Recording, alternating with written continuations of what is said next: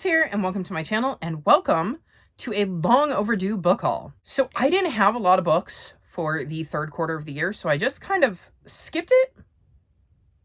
So now I have all of the books that I hauled for the last 6 months of 2023, and there are quite a few of them.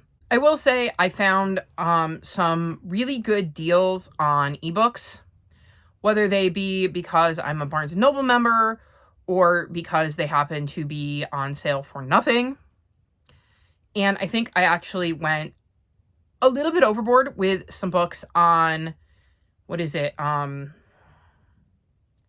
that Amazon Book Day, whatever it's called. I can't think of what it's called off the top of my head. But I went through and I bought a lot of ebooks. So I'm going to kind of run you through them. I don't know a lot about them, but I will try to give you an idea of...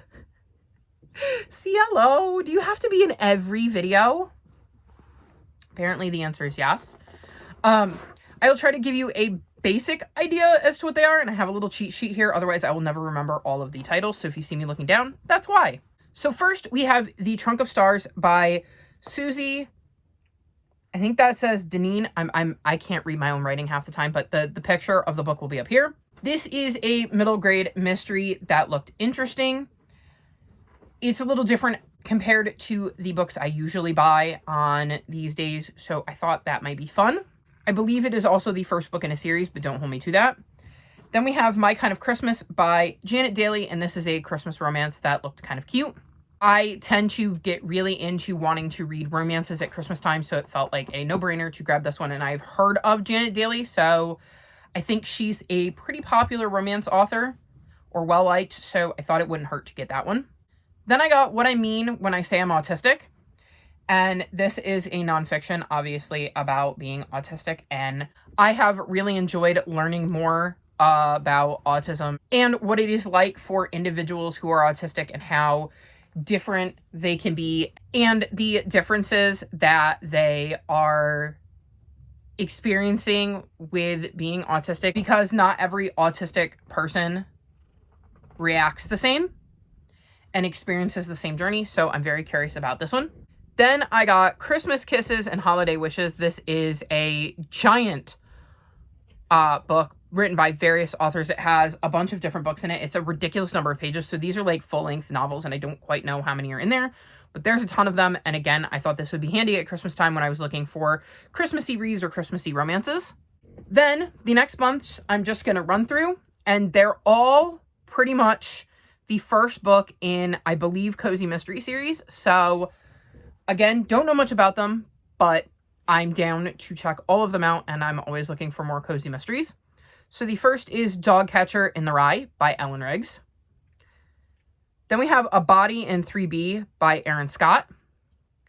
These are all in the same series. I got Death on the Danube, Death by Baguette, and Death by Windmill by Jennifer S. Alderson. Then we've got Murder Mansion by M.K. Scott. Broomsticks and Board Games by Amy McNulty. Murder on the Flying Scotsman by Jessica Baker. Poison at Pemberton Hall by Fran Smith. These are in the same series. They are The Food Thief and the Sewer Murders by Sven Rodriguez Wagner. The Art of Murder by Rosie Sams. The Death of the Party by Maggie Aldrich.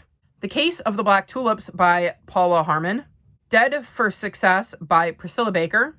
One Died Under the Cuckoo Nest by Joyce Kelly. Johnny Finds a Body by D.S. Whitaker. Asking for Trouble by Allie Roberts. Deck the Santa by Sue Hollowell. The next three are all by ACF Bookends, and they're all the first books in Cozy Mystery series of theirs. Punishable by Death.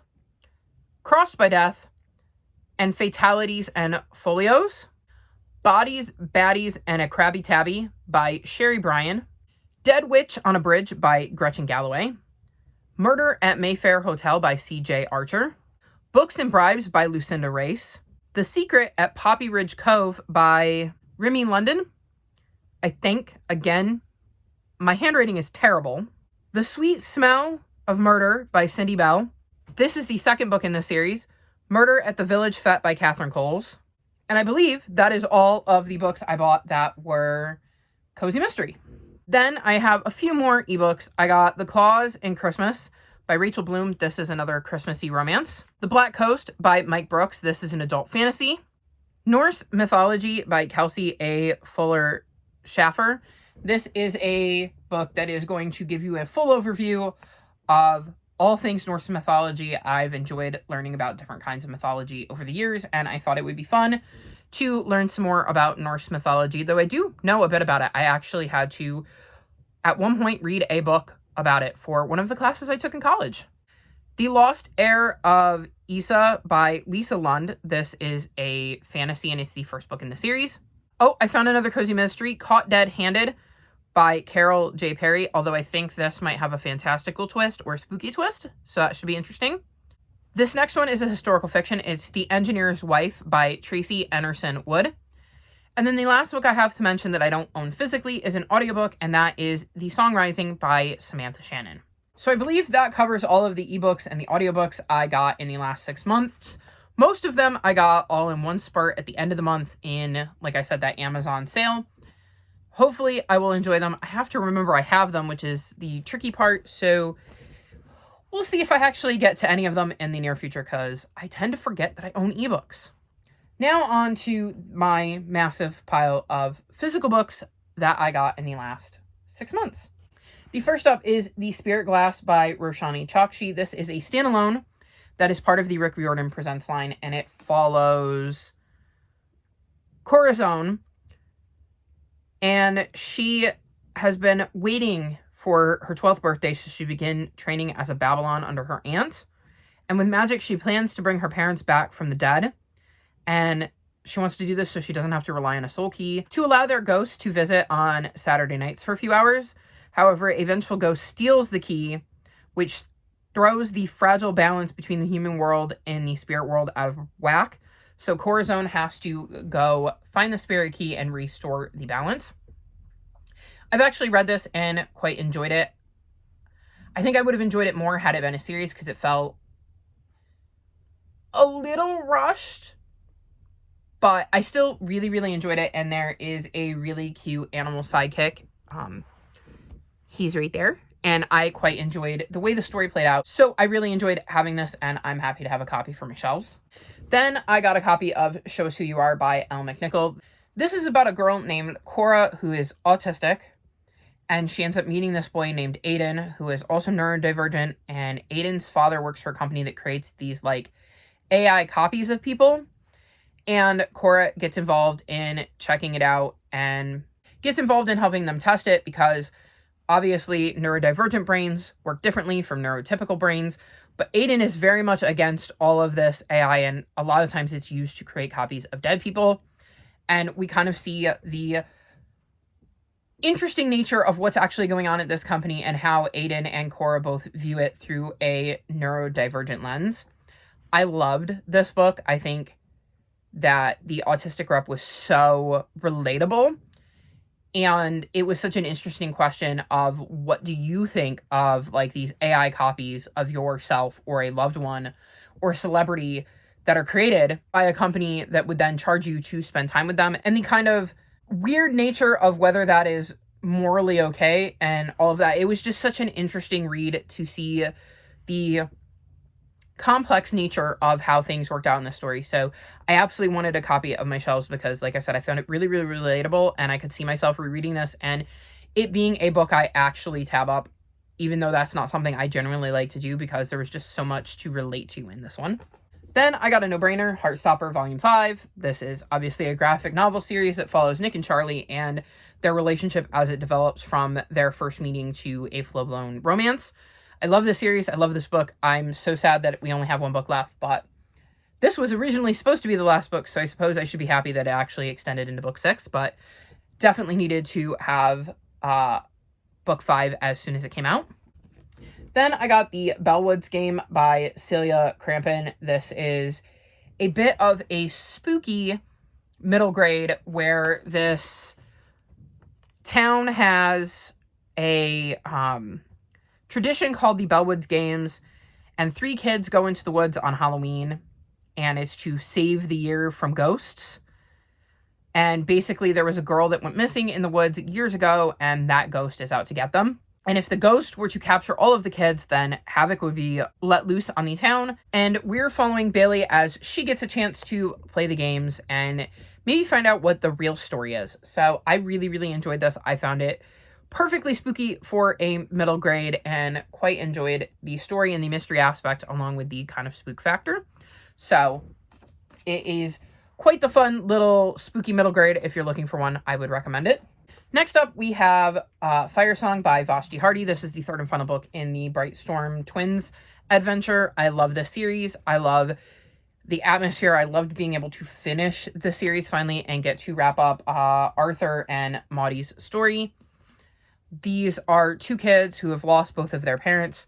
They lost their mom when they were young. They lost their dad when they were a bit older, and his death is under suspicious circumstances that they don't necessarily believe. And he was like an explorer who flew these like flying ships, and they end up joining a crew of a different flying ship to kind of follow their dad's last steps and see if they can figure out the true story of how he died. I really, really like this series. It also has disability rep because, as you can see here, Arthur only has one arm. So I think that is also very good to have in a middle grade series, and I just loved it and very excited to be able to complete the trilogy for my shelves. Then I have How to Find What You're Not Looking For, and this is a historical fiction that follows the Supreme Court's passage of Loving versus Virginia, which allows interracial marriage to be legal. So I think that is going to be quite interesting to see how things play out for our main character, Ariel's life, after that ruling passes, because I'm assuming she's going to probably have to deal with some interracial marriages or interracial relationships in her life. Then I've got Dress Coded by Carrie Firestone, and this is about a group of girls in middle grade who are upset because of the rulings on the clothes they're wearing. So one of our characters, Molly, starts a podcast where girls can tell their stories, and before long, her small rebellion swells into a revolution because now the girls are standing up for what's right and they're not backing down. So it sounds like they're really going to challenge the rules on what girls are not allowed to wear and what they are allowed to wear, and I'm quite looking forward to seeing how this kind of plays out and how Molly goes about fighting back. Then I have Orphan 11 by Jennifer Choldenko, and I think this is a historical fiction, but it does follow 4 orphans who escape from the home for friendless children, and they end up going and finding work at the circus. So we're going to see 4 runaway orphans join a circus and see how that turns out for them. I think this could be an interesting book. I thought the cover was really cool. It definitely drew me in. So we'll see how this one goes whenever I get around to it. Next, I got Two Roads by Joseph Bruchach. This is a indigenous story that takes place in 1932, and we're following Cal, who, after losing their farm during the Great Depression, end up riding the rails, but his dad has to go to Washington, D.C. and can't take Cal with him, so he sends Cal to the Chalagi Indian School because Cal finds out he's a Creek Indian, and it's a government boarding school for Native Americans. So I'm sure this is going to be a hard-hitting historical fiction, given probably what the subject matter is going to be at these government-run schools, because we all know that things went swimmingly there, right? So it should be interesting to see how things turn out for Cal and how he survives this school. Then I got The Brothers Hawthorne, which is the 4th book in the Adherence game series that we didn't know we were getting. I had no idea when I finished the 3rd book in this trilogy, what I thought was a trilogy, that we'd be getting a 4th one. And this is going to follow the grandsons of the grandfather who in the 1st book left his entire fortune to a stranger who had to then live in the house with the grandfather's family to earn her inheritance. So we kind of had to figure out why the grandfather left all of his money to the stranger, and now I guess we're going to have a book focusing on the grandsons. I really enjoyed the first 3, so hopefully I will enjoy this one as well. Then I found in a little free library Stories to Share, which is the 2nd book in the Jim Henson's Muppet Story series, and I just remember reading these as a kid, and I like having some nostalgia reads on my shelf at some point. Maybe I will get enough of the series to actually sit down and read them and kind of take a trip down memory lane. Then I got When Life Gives You Mangoes. I've heard a lot about this book. I keep hearing this title. I don't know much about it, but I think that it should be an interesting read given that I've heard mostly good things, I believe, about it. I don't think I've heard like 5-star reviews all across the board, but I think I've basically heard people really enjoyed this book. So when I had a chance to snag it, I did. Then I got Finn and the Intergalactic Lunchbox by Michael Buckley. It says, Finn fully has a lunchbox, and when he opens it, weird things come out. Like a strange device that glues itself to his chest. The lunchbox also opens wormholes that take Finn to the farthest corners of the galaxy. Sounds awesome, right? Not so much. Rocketing through the cosmos attracts the attention of the Plague, a race of gigantic bugs. The thing on Finn's chest belongs to them, and they want it back. So, middle grade sci-fi. No idea if this is going to work for me or not, but I figured I'd give it a try. Then I got Rayleigh Mann in the Company of Monsters by Cian and Smart. This is an Owl Crate book, so I don't really know much about it other than that it's a middle grade, and I'm pretty sure based on the cover that it's fantasy. I obviously haven't taken out of the plastic yet. I probably won't, so it'll stay safe on my shelves from these little monsters since it's an Owl Crate book, but I'm looking forward to finding out more about it and hopefully loving it. Speaking of that, I just realized I'm missing 2 books from this pile. The first is No Place Like Home. This is another Owl Crate book that I read and I believe I put away and completely forgot to put back on this pile because it was on my TBR for January and I hadn't sat down to film this yet, so it ended up getting shelved instead of put with these books. This is a middle grade fantasy that follows a girl who moved from Vietnam to Canada with her dad and is kind of struggling to fit in there, and she ends up finding a book that allows her to travel to a fantasy land where she ends up having to go on a quest with the 2 main characters of the fantasy book that she was reading. I quite enjoyed this one, and it looks like it's a standalone. I'm hoping that we just haven't found out that there's a sequel yet, and we'll get that announcement at some point because I felt like there was a lot more to the magic and the world and how she managed to get there that we could explore, and I just really enjoyed my time with it, so I'm hoping we get a sequel. The other book I have on my TBR is Galaxy Jones and the Space Pilots, and this follows a girl who runs a inn with her dad's and I believe the prince of the realm or something like that ends up showing up, and he had stolen something from this band of space pirates, and the space pirates lock up all the grown-ups, and it's up to Galaxy and the prince to find a way to get it back to them because he's also lost it. So I haven't read that one yet. It is on my TBR, but it's a middle grade sci-fi and I'm hoping to like it. But again, my track record with sci-fi is iffy, so we'll see. Then I have books, I believe 4 and 5 of the Vanderbeekers. So we have the Vanderbeekers Lost and Found and the Vanderbeekers Make a Wish. This is a contemporary middle grade series that follows 5 kids, the Vanderbeekers, and some crazy antics they've gotten up to. I've read the first 3 books in this series and absolutely loved them. They've all gotten 5 stars. So I'm really, really hoping that these 2 continue the trend, and I couldn't resist having copies for my shelves because, again, it is a series I absolutely adore. Then I got Empty Graves by Jonathan Stroud. This is the 5th book, yes, in the Lockwood & Co. mystery series. This is a series I hope to continue this year. I want to catch up on it or finish it. I don't know if it's complete, but I want to get to wherever we are in the publishing. I did not have book 5. I had the opportunity to snag book 5, so I figured I should because I will probably listen to the audiobook if I can, but it helps if I can follow along. So these are middle grade kind of spooky stories, and they follow a group of kids who have to deal with spooky entities, so ghouls, ghosts, poltergeists, that kind of stuff, because in their world, only kids can see them. The older you get, the harder it is for you to see these manifestations, so kids tend to run agencies, and in the first book, we follow Lucy, who is getting ready to join Lockwood & Co. to help deal with these entities, and I've really enjoyed the first 2, and I'm planning on doing a reread and diving back into the series, making sure everything's fresh, and it'll be awesome to have book 5 when the time comes for me to read it.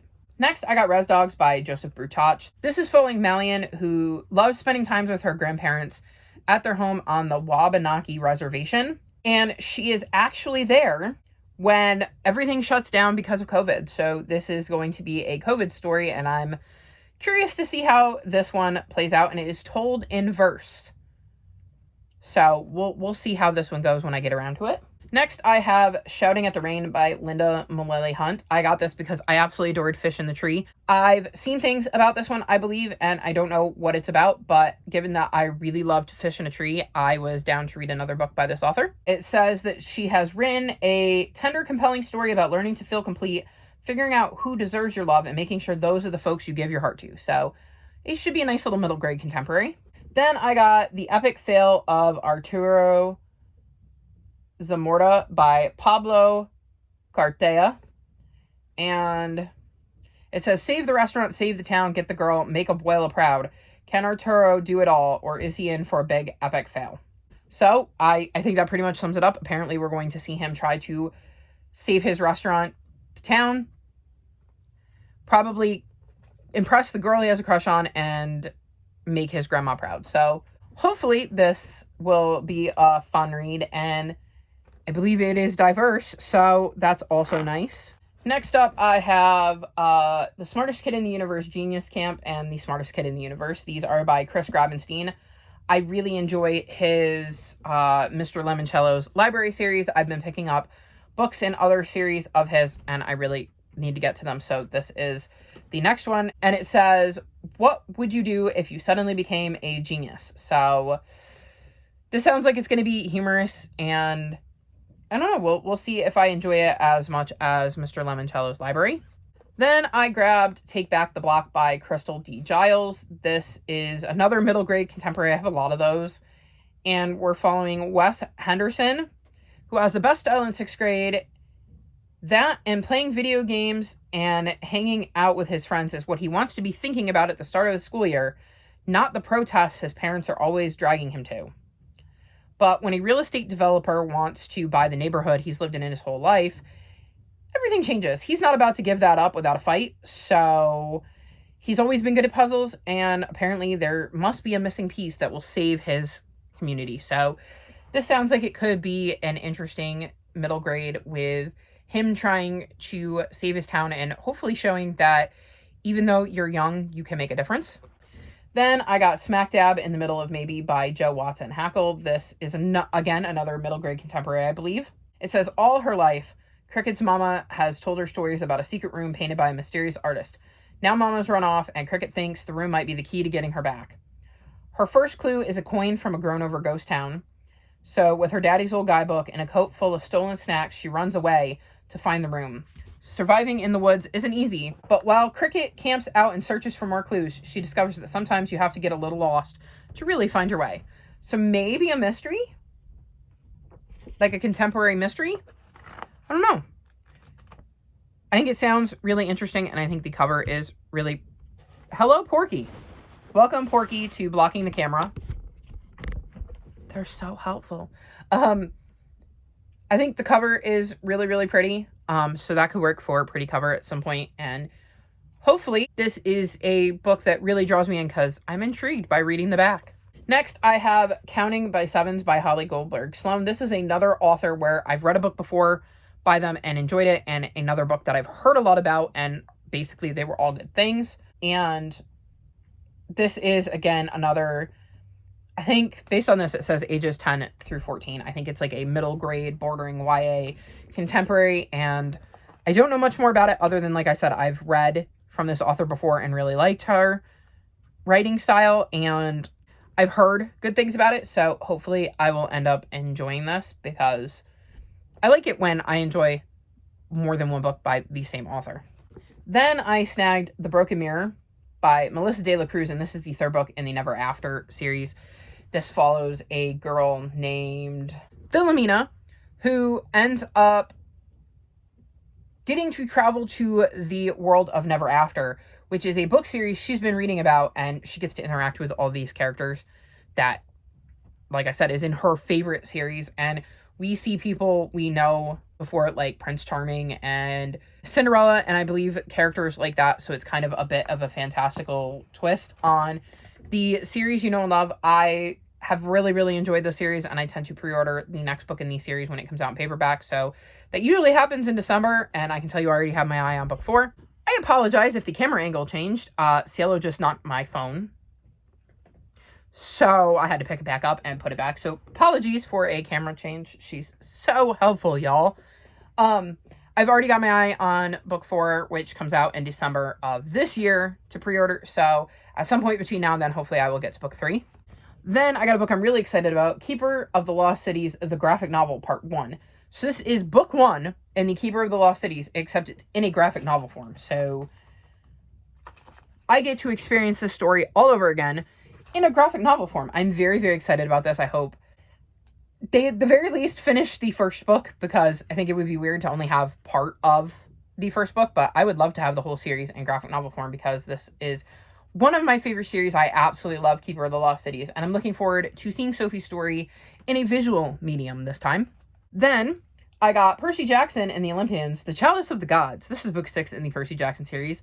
There was no way I wasn't getting this. Rick Riordan is one of my favorite authors, so there was, like I said, no way I wasn't going to be picking up the next book in the Percy Jackson universe. I was super excited to read this. I had a really, really good time with it, and I'm looking forward to the next book, because there is more Percy Jackson on the way, and I'm so very excited about that. So don't be surprised if you see more Percy Jackson in future hauls. We're on to the last stack, so hopefully this won't take too much longer, but next I have No One Leaves the Castle, which is another Owl Crate book. So again, keeping it in the plastic, it says solve the mystery, break the spell. So I think this is a spooky mystery middle grade. I very much want to dive into this sooner rather than later. So hopefully I can put it on a TBR in the next few months, although the temptation to leave it for spooky season is also there. So we'll see how that goes. Then we have the Raconteurs Commonplace book. I'm not quite sure how to pronounce that word, but this is by Kate Milford. This is the 5th book in the Green Glass House series, and this is another series to continue. So as you can see, I'm trying to fill in my series to continue and own them, because I really, really like the series I'm in the midst of. I plan to restart a series this year, so when I get to book 5, it'll be nice to have it. I don't know where this fits in the scheme of things, because I know that the series starts with Green Glass House, where we're following a boy named Milo who lives at an inn, and it's Christmas time and nobody's supposed to be showing up, but suddenly guests are showing up, and there's a bit of mystery going on with that. And then the sequel, Ghosts of Green Glass House, follows that. But then Blue Crown is the 3rd book in the series, and it actually bounces back to ages ago, before Milo lived in the house. So I'm not sure where exactly this fits in on like the greater timeline, but I'm very excited to dive into it, and that was another reason I wanted to reread the series, because when I read Blue Crown, I realized that there were some things that sounded familiar that I feel like I had read about in Milo's story, but I wasn't positive because it had been so long since I'd read Milo's story. So very excited to get to this series this year. Then I got The Running Dream by Wendelin Van Dronen, and it says, I'm a runner. That's what I do. That's who I am. And now I'm stuck in this bed knowing I'll never run again.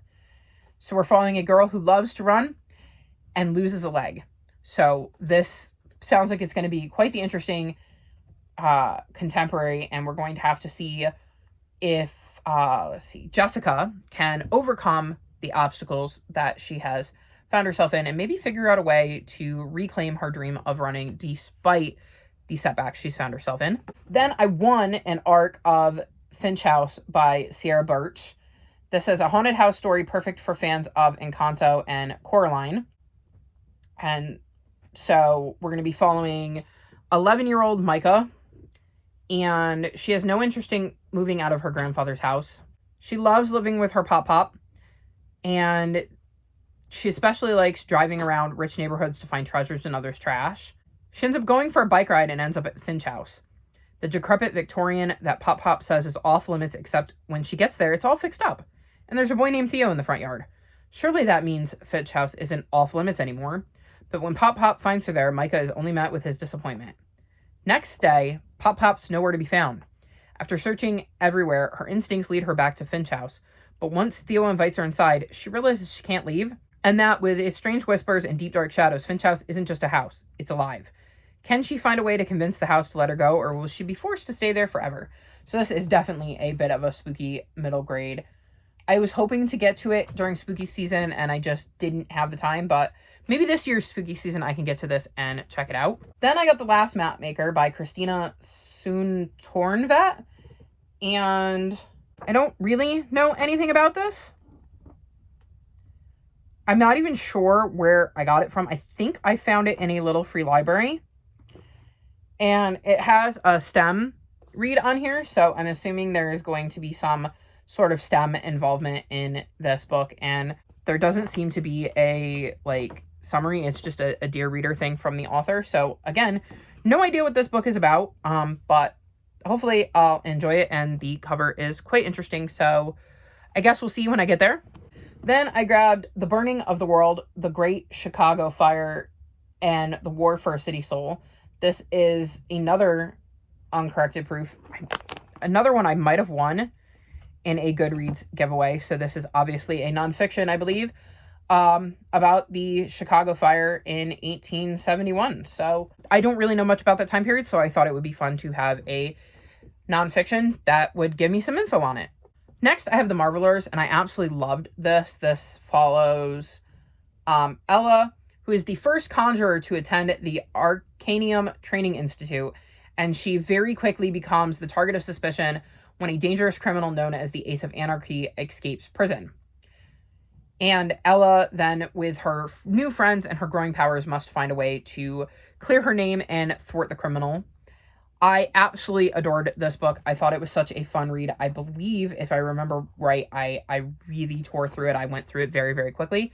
So I absolutely knew I wanted a copy for my shelves because it was such a fun read, and it's definitely one I could see myself rereading. Then I got The Lonely Heart of Maybelline Lane by Kate O'Shaughnessy. This is another contemporary, and we're following Maybelline, who has been collecting sounds her whole life, but by far her favorite is the sound of her father's warm laugh, saved on an old phone's voicemail recording, and that's all she really knows of him. But now, somehow, that laugh is on the radio, and when her father announces that he'll be judging a singing contest, she impulsively signs up. She just knows that if she can stand in front of her father and sing her heart out, he'll have to love her. Won't he? The road to Nashville is littered with bumps and sudden bends, but that's the thing with Journeys of the Heart. You may find more than you went looking for. So this sounds like it's going to be a very hard-hitting contemporary with this girl trying to connect with her father and dealing with some stuff on the journey. So we'll see. And I also find this cover to be very, very pretty.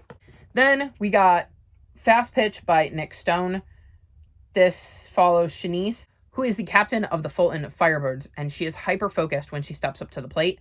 Nothing can stop her from leading her team to the softball championship, but life has thrown some curveballs her way.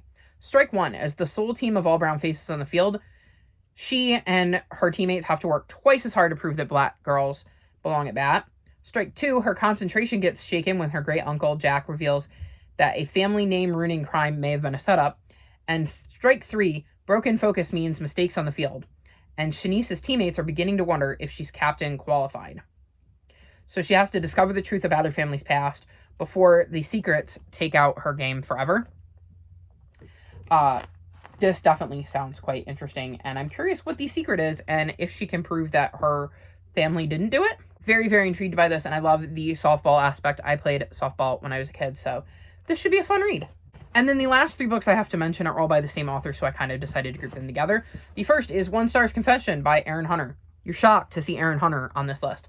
This is a super edition, and it follows one star, and we get a look at his motivation throughout his life and dive into his story. I've read this. I really enjoyed it, and it was an absolutely fun time and quite interesting to get to see certain events from One Star's point of view and understand his motivations a little bit better. Then I grabbed Thunder by Aaron Hunter, and this is the fourth book in the Starless Clan arc. I've read the first one, but then I stopped because I realized when I got book two that I couldn't remember what happened in book one, because I've been reading a lot of Warriors books, so all of the characters were getting jumbled. So I'm hoping to get books 5 and 6 this year. I've actually already pre-ordered 5. 6 doesn't come out till later in the year. And once I have those, I plan to sit down and binge this series, well, this arc in this series, and really get a handle on what's going on. And then the last Aaron Hunter book I have, and the last book of this haul, is Journey to the Dragon Mountain. Hello, Porky. And this is the third book in the Bamboo Kingdom series, and these follow pandas. Yes, pandas. And I really enjoyed the first couple books. I think I would want to reread them, though, before I reread this one. But like with A Starless Clan, I may wait for the rest of the series to come out because I don't want to have to reread it multiple times, and I read so many books that something like this, the details could get very muddied, because I can tell you, I vaguely recollect what's going on, and I probably would pick it back up quickly, but I think I would enjoy it more if I waited for all the books to come out, but we'll see how it goes. So there you have it. That is my giant book haul. I don't think it's that bad, given that it's 6 months worth of books, and a part of them are ebooks, so they're not actually physically cluttering up my house. I did get a few that fill in series on my shelves, but I have a lot that I need to get to. Hopefully, I will be able to get to a lot of these. I know some of them came out of Little 3 libraries. Some of them, let me see, do I have one handy? I'm trying to remember. This one right here, I can see it. Some of them were from the Kellogg's free reading program, so they didn't actually cost me anything other than the, product I purchased. I got them free with that product. So some of them I got from there, which is why you see a lot of contemporary, because a lot of those I feel like are middle grade contemporaries, which isn't a bad thing. And yeah, I just am really excited about a lot of these books, and I haven't looked at them in a while because I've had them kind of sitting out of the way so that they were separate so I could film this, and I hadn't realized how many of these books I was really excited about. So hopefully you will be seeing them on TBRs in the near future. But that's it for my haul. Let me know, are any of these books ones you would like me to prioritize and give you my feedback on, so you know if they are worth picking up yourself? Let me know in the comment section below which of these you would like me to put higher on my want to read list. All of my social media is linked in the description below if you'd like to come chat with me. If you made it this far in the video, leave me a book stack emoji in honor of all of the new books I have brought into my house. Like this video and subscribe to my channel, and I'll talk to you next time. Bye!